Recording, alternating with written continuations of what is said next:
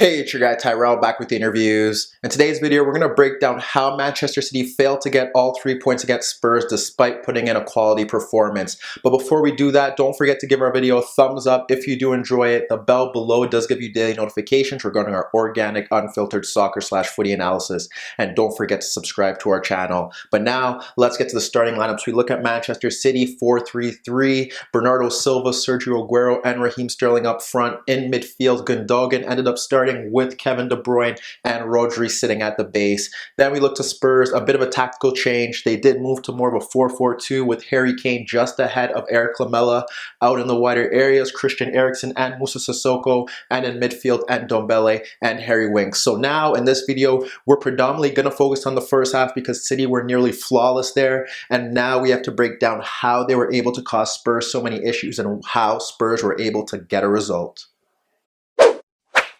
So when we break down Manchester City's performance against Spurs and we look at the stat line, we question how Manchester City were unable to claim all 3 points. However, here when we look at the board, we see that Spurs have taken a different approach to this game, moving to more of a narrow 4-4-2. And their plan was pretty simple: stay narrow, stay compact, ensure that City can't play through the lines. They had Erik Lamela sitting on Rodri. They had Kane pressing a center back. If ever Lamela was stepping out and trying to press a center back as well, they would have Kane sit on Rodri to ensure that he couldn't get on the ball, and they were simply trying to negate and condense all the space in the midfield for City to break through. But City found avenues out in wider areas, and that was pivotal to how they were able to create chances against Spurs. Their best chances were created down that right-hand side, and we'll get to that in a second, but that was how Spurs looked to approach the game, aiming to hit on the counter-attack when they won the ball. But City's pressing was so pivotal to what they were trying to do, whereas Spurs sat off, City were looking to press from the front, and it kind of made sense. They had Aguero always stepping to Toby Alderweireld.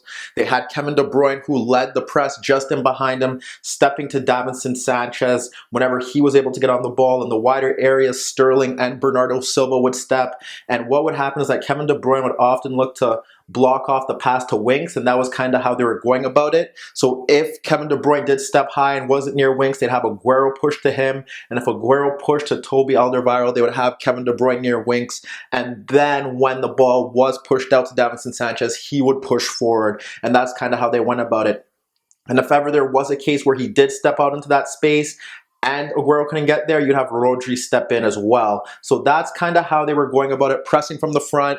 They were winning the ball quickly, and Spurs never really had a kick. In the opening 15 minutes, Harry Kane didn't touch the ball in City's half once. So that kind of shows you what they were about. And obviously, when we break it down and look as to how they were trying to approach it offensively, well, you had Kevin De Bruyne and you had Gundogan a bit higher, sitting in between the spaces between the wide player and the central midfielder trying to get the ball. You had Kyle Walker, who was very narrow. Then you had Zinchenko at left back, and we got to see the variations that City were going through on both flanks, because on one side they have Kyle Walker, Kevin De Bruyne, and Bernardo Silva. On the opposite side, Gundogan, Zinchenko, and Raheem Sterling. You'd like to think that if they have David Silva, it would work effectively on both sides, but here there was quite the contrast. On the left-hand side, what we were seeing was that we would have Zinchenko a bit narrow, you'd have Gundogan pushing to either Sissoko or Ndombele, and you'd have Raheem Sterling out on the touchline, ready to get the ball, so they could switch it out to him and he could go 1v1 with Walker's Peters. Because what would happen was that they couldn't get Ndombele to shift over in those spaces because of what was happening in the center of the pitch. So he had to stay rooted, or Harry Winks, and that would only force Walker's Peters and Sissoko in most of the time 3v2s. So that's how they would push it out wide. They would have Zinchenko either stay narrow, Gundogan would push higher to Walker's Peters, and then they'd have Sterling on the touchline ready to get the ball. So when they switched it out to Sterling, Walker's Peters could only move once, and Ndombele or Winks shifted over to cover off Gundogan, or they gambled and pushed Alderweireld forward away from Aguero, which is what they predominantly didn't do.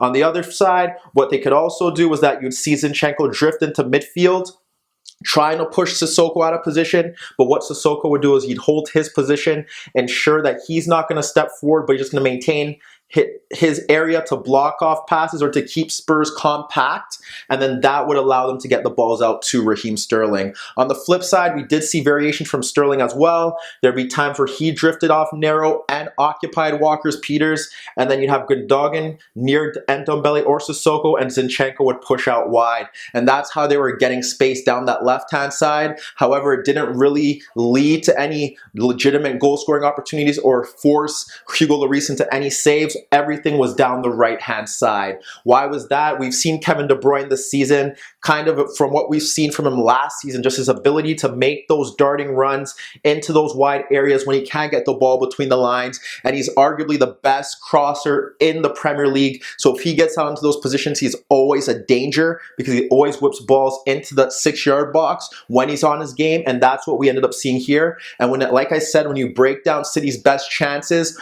most of them stemmed down that right-hand side from similar moves. And it was interesting because when you break it down, a lot of the time there was a box around him. You'd have Rose, Eriksen, you'd have Winks, and you'd have Davinson Sanchez stepping forward, and he'd be blocked off in that space. But City found ways to bypass that, and that was down to the movement of Bernardo Silva and Kyle Walker.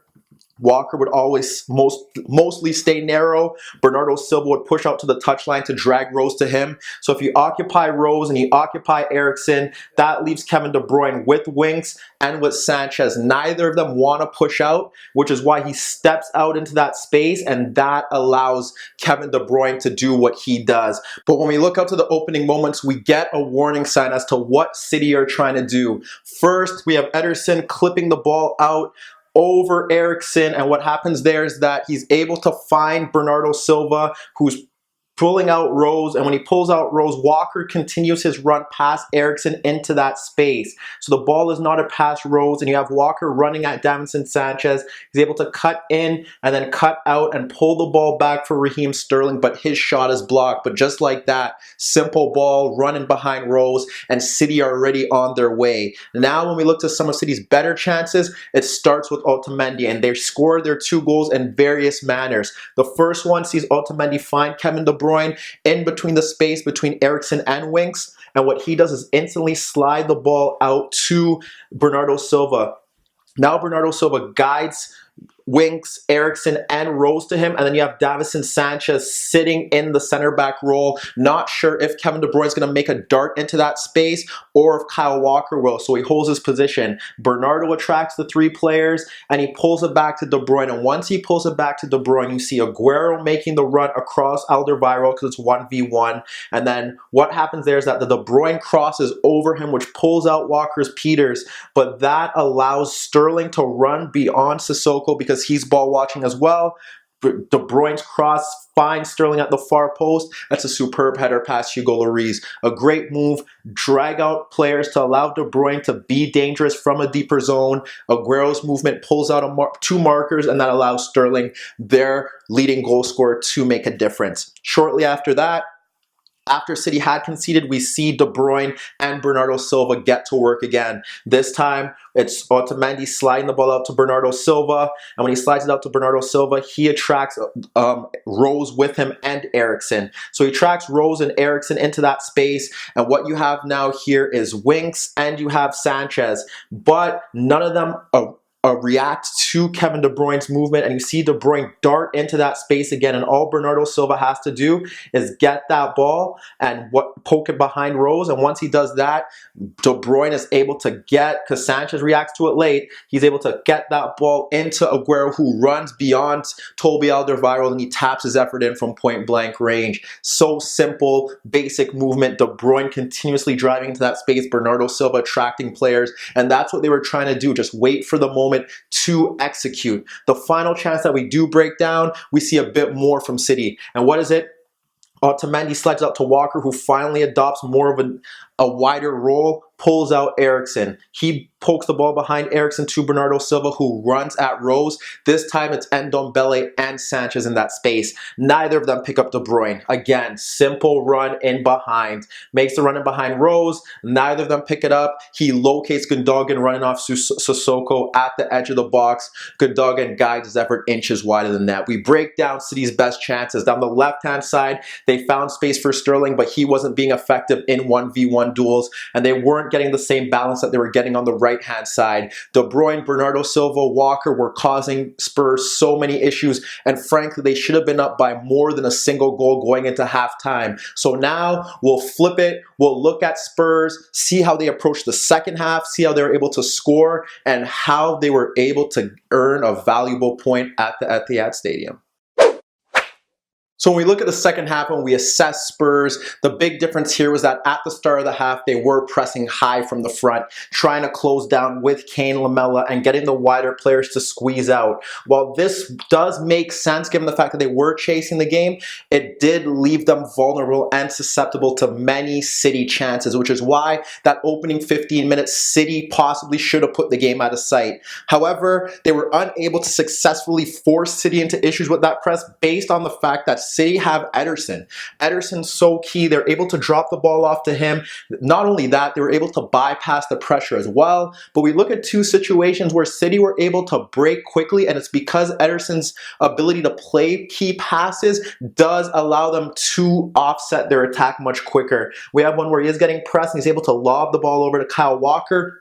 We see Ndombele step to him, and all Walker does is poke the ball into De Bruyne. Now De Bruyne has space between the lines to run at the back four, and he hesitates before firing a shot off a defender for a corner kick. Shortly after that, Spurs do a good job of pressing, and then we still see Ederson pick out Gundogan, and he is pressed by Winks, but that doesn't matter here because what he ends up doing is sliding the ball out first time to Zinchenko, and Zinchenko instantly finds Raheem Sterling in between the lines, and he's able to run at goal, and then that leads to another opportunity. So you get to see what they're trying to do there, and you see how Spurs were really playing the game by the bullet, and they did get a bit fortunate on a few occasions. However, they were able to execute in the final third, and that was the difference here because they were outshot by a large margin, but they were able to find gaps and they were able to exploit City's defense. How were they able to do that? Well, we look to the two goals because those are the really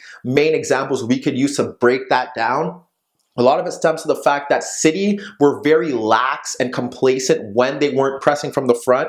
We look at the build-up to the first goal, and there's nothing wrong with the setup here. They do drop off into two banks of four. The problem was there was no press on the ball, and the gap between Sterling and Gundogan is massive, and all Ndombele has to do is find Lamela dropping into that space, and once Lamela drops in that space, Spurs are quick to make their runs. You see Kane making the run in between Walker and in between Otamendi. You see Eriksen making the run in between the center backs. You see Sissoko trying to run off Zinchenko. Lamela is able to run at goal because the midfield's bypass, wrap the ball around Laporte. Yes, Ederson is at fault for his poor positioning. They're able to equalize out of nothing. You look at the build-up to the equalizer in the second half before Lucas Moura is able to enter the game. How does that stem? Harry Winks drops the ball back off to Lamela in a deep position. Rodri and Gundogan there. None of them close him tightly. What do we see again? Eriksen this time making the run in between the center backs. And what happens there? So he makes the run in between the center backs. You have Kane making the run in between and across Walker and Otamendi, and he's able to clip that ball into Eriksen, who chests it down, but he's unable to get the shot off, and Laporte is able to quickly scramble and clear it. Lucas Moura comes on quickly, makes his presence known with that goal, and after that, it was very easy for Spurs because what they simply did was they dropped off much deeper. Now there was limited space for City to do what they were doing in the opening half, which was basically playing in behind them. They dropped off deeper, and although they did lack a counter-attacking threat because eventually Lucas Moura did move out to the right, what ended up happening here was that City were devoid of answers. They brought on Gabriel Jesus for Aguero, made a bit of an impact, not enough, and we know what happened with VAR. They ended up turning to David Silva, ineffective, which pushed Gundogan to the deepest role. They brought on Mahrez, who constantly gave away the ball in the final 10 minutes, and although City were very good for the opening hour of this game, once Spurs got that second equalizer and dropped off a bit deeper and really compressed space, City were unable to test Hugo Lloris, and that is how Spurs were able to get a point out of this game that frankly they didn't deserve, because when you break down the game as a whole, City were able to bypass them on several occasions out in the wider areas. The Their ploy down the right side created several chances that should have led to goals. 2 of them did. And the problem here was that although they were playing well without the ball, they were very lax and complacent, and Spurs were able to get into goal-scoring opportunities really easy, and that was a big problem. And the other problem here was that once Spurs dropped deeper, they didn't have any answers. But let me know what you guys think. Will Spurs be title contenders this season? And what about Manchester City? How does this result affect their season? Or are they still clear-cut favorites to win the Premier League? Meet me in the comments below. Don't forget I upload videos every day, and don't forget to subscribe to my channel. If you like this video, give it a thumbs up. And that was your daily dose of the interviews.